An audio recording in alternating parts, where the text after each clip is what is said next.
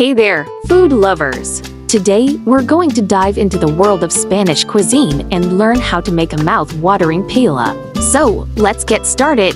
Paella is a traditional Spanish dish that originated in Valencia. It's a one-pan meal that's packed with flavor and is perfect for a family dinner or a gathering with friends.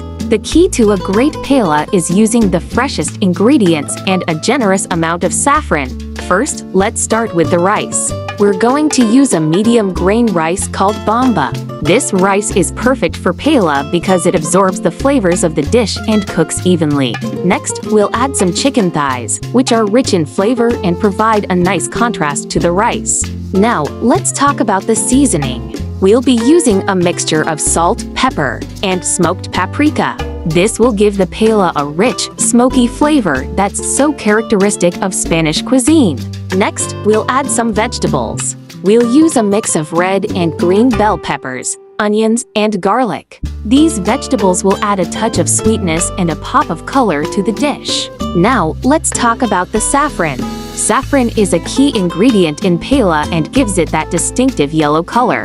We'll be using a generous amount of saffron to ensure that the dish is flavorful and aromatic. Finally, we'll add some seafood.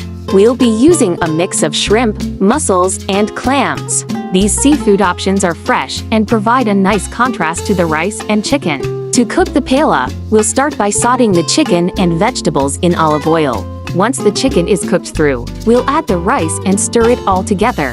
Then, we'll add the seafood and let it cook for a few more minutes. Finally, we'll add the saffron and let it cook for a few more minutes until the rice is cooked through. And there you have it! A delicious paella that's perfect for a family dinner or a gathering with friends. Thank you for joining me on this culinary adventure. If you enjoyed this recipe, please give it a thumbs up, and don't forget to follow and subscribe for more delicious recipes. Bon appetit!